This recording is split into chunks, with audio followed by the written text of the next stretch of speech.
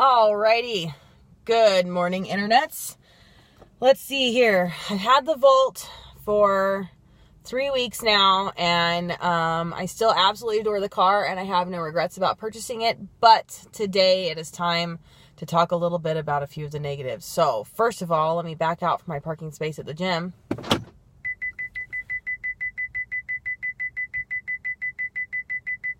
It does that every time you put it in reverse. All those beeping noises, so that's fun. I know I put it in reverse, Volt. I did it on purpose. I wanted to reverse the vehicle.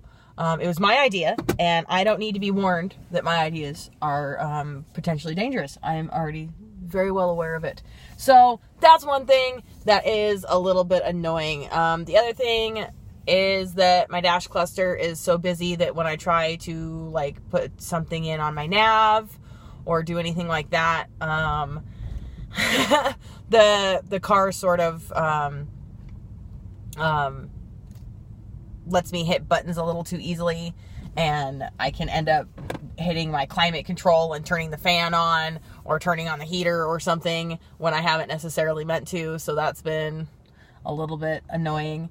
Hang on, wait for it. So far, that's about it. It's still the most awesome car I've ever had. So I'm pretty damn thrilled with it.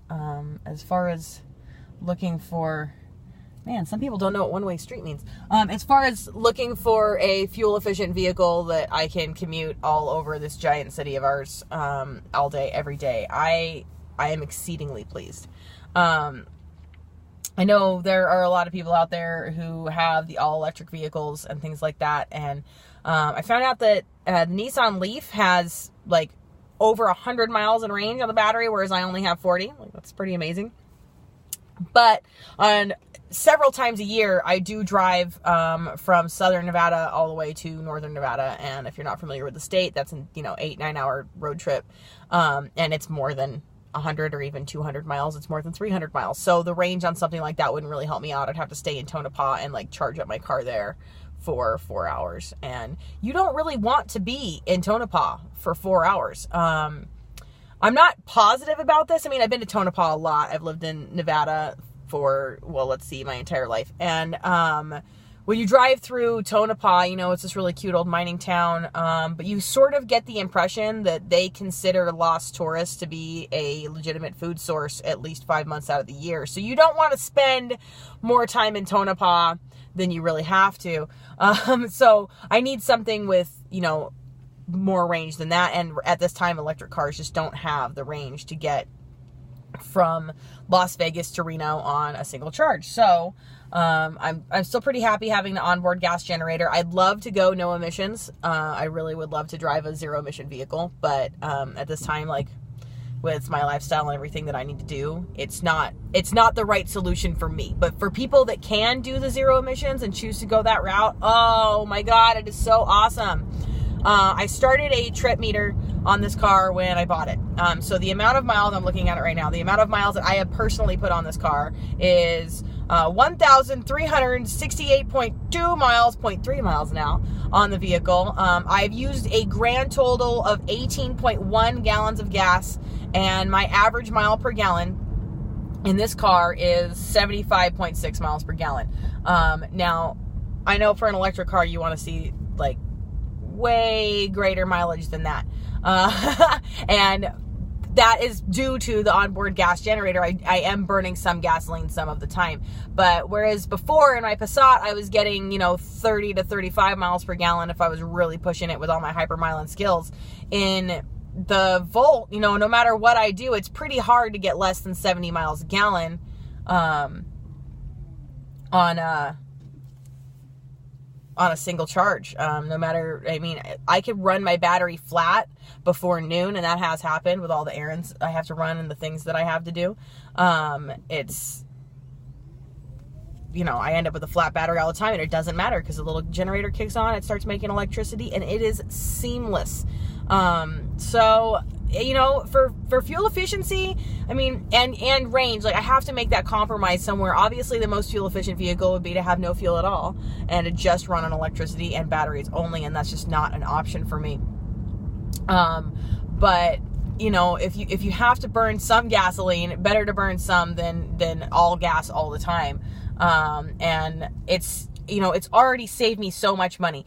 Every single day, in the Passat, I was burning up, you know, between anywhere from 3 to 7 miles of gas, or 3 to 7 miles, 3 to 7 gallons of gasoline. And that gets expensive fast. I was spending, you know, $50 to $60, depending on where I filled up every other day, or not every other day, every few days, just to keep fueling the thing. That adds up. Like, that was hundreds of dollars a month. That's basically the car payment for this is what I was spending in gas, for the Passat.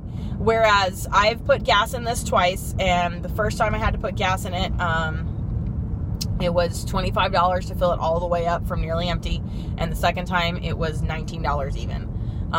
And that's been in, you know, the last 3 weeks with all the driving I do. And that's just, it's just such a huge difference in the amount of fuel that I'm using. And you know, when you don't make a lot of money, and I don't make a lot of money. I actually have like 3 different jobs in the works, and I'm nonstop all the time just to make ends meet, like most Americans. Like if you're not of really significant means, but you're still into cars and you still like it, it's hard. You have to buy what you can afford, obviously. You have to live within your means and find ways to enjoy what's available to you. And what's available to me right now is a used Chevy Volt. That's what's within my means. Someday I would really like a Tesla. Or I guess, you know, there's a couple of other like high-end electric cars. I know Fisker's has got this thing coming out, and I'm pretty excited to see their little roadster thing that they got going on. I'd really like a super high-end, you know, $100,000 all-electric, badass, self-driving, cozy car. I see the Teslas all over Las Vegas all the time. There's so much money in this town, people. So much money in this town. I'm not exaggerating when I say that I see like probably $1 million in cars every day on the freeway, like just to and from work, because of all of the Lambos, because of all of the Ferraris. I was at, you know, the car show on Eastern. I am at the car show on Eastern every Saturday, just about, people. So just so you know, if you ever want to come hang out, check out the Volt, check out a bunch of other really cool American classics that they always have at the car show on Eastern. Come check it out, Eastern and Serene in Henderson, Nevada, and it's a good spot. It's a good spot. But like, we were there 2 weeks ago, and somebody just pulls up in a Bugatti Veyron, all the way tricked out, and that's just a thing. You know, there were four, you know, Ferraris there on Saturday. There are a bunch of Lambos, you know, every freaking Porsche that Porsche's ever made they were all there. And that's just around. I mean, at this point, we kind of have a gag where it's like, oh, look, another Ferrari. Oh, another Maserati. They have Maseratis in this town like pigeons. So it, like, when you're looking at these really nice cars all day, every day, and you're not of the means to be a consumer of those kind of vehicles, but you're a vehicle enthusiast like I am. I mean, like, there are some times where it hurts your feelings a little bit. But, you know, people work hard for their money, and if you make the money and you can buy a Ferrari or a Bugatti or a Lamborghini, you should do it. You should do it and have all of the fun in the world. But right now, this is what I can do, and I'm trying to have as much fun with it as I can, and it's a blast. I go everywhere I want to go on the least amount of fuel possible. I spend very little money on gas. I do have the bigger insurance payment because, you know, when you buy a car, you gotta have the full coverage and all that stuff, but that's okay. It's not, and it's so comfortable in here. It's so quiet. One of the things that, you'll notice in my car videos is that it's very, very, all you hear is me talking. You don't hear any vroom vroom noises because I have no vroom vroom modulator. There is no device within the vehicle that can make a vroom vroom noise. Even the gas generator turns on and it's just zzz, it sounds like a little angry bumblebee, and that's if you put your ear on the hood. Super, super hilarious. It cracks me up, you know, after so much time being around like really loud V8s and stuff. Not the Passat, I'm talking about other cars. My husband has a 92 Chevy Silverado pickup truck with, you know, had some exhaust work done to it forever ago, and the thing sounds like a rocket taking off. just, like afterburner noise. And it's very cool. I mean, like spending so much time around vehicles like that, and then getting in this, and it's so silent.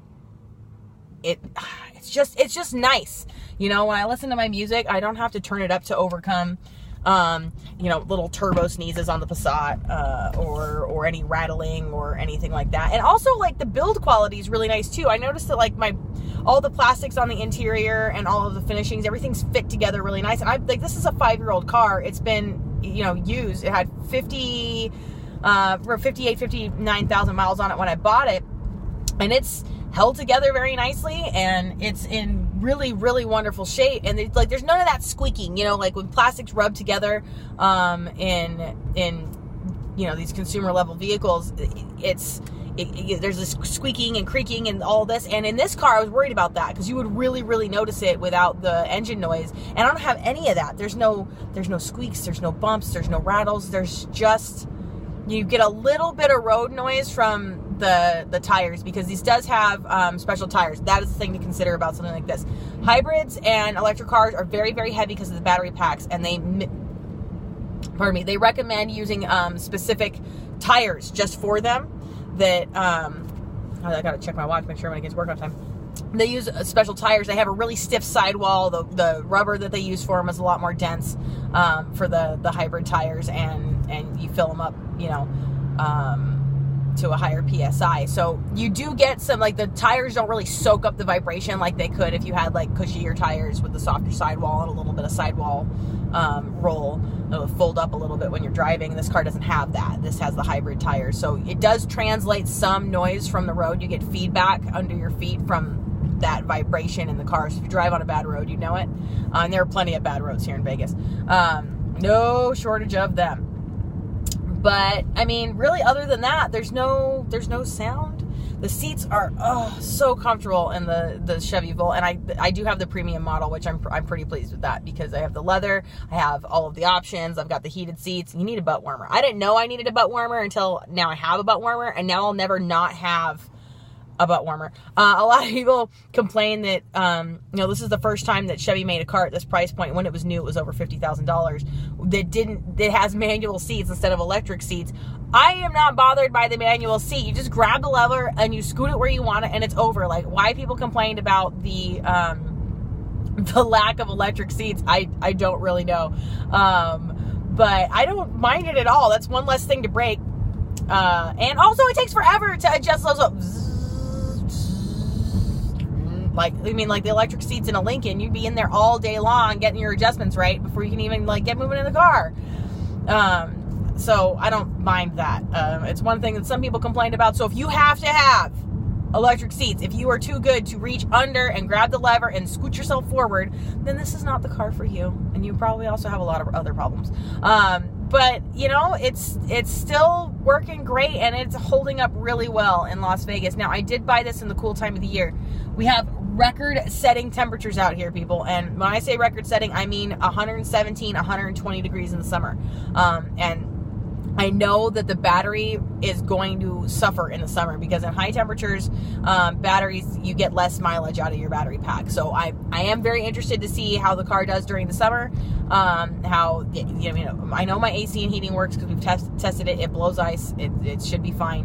But at this time, I just really have no reservations about the choice I made, and I really recommend everybody else to get them too. If you drive a hybrid or electric vehicle, I would love to hear what you drive. I'd love to hear how much you're liking it or not liking it. What are some things you like? What are the pros? What are the cons? What are the things that you've noticed? What are some good things that it's brought into your life? What are some possibly negative things that it's brought into your life? I'd love to hear about that. If you're interested in buying a hybrid or electric vehicle, I'd like to know what your thoughts are. Like, if you've been doing any research, you know more stuff than I do about any of the cars I've talked about. Do you know about cars I haven't even heard of? Probably. I'd love to get a discussion going about the hybrids and EVs and for fuel efficiency. The internet is full of really, really great car guys making some really incredible car vlogs that are so entertaining to watch and are full of, like, really beautiful, really expensive cars. But you know what? We aren't all like that. We don't all have those means. And I'd like something a little more consumer level for the rest of us, for us teachers out there like me, and people with your 9-to-5s, and more a little more regular. Like, let me know what you got going on. Let me know what you're interested in. I'd really love to hear it. So leave your messages in the comments and everything. As always, hit like, hit subscribe, and all that good stuff. So this has been EVs of Nevada. My name is Catherine. Y'all have a great day.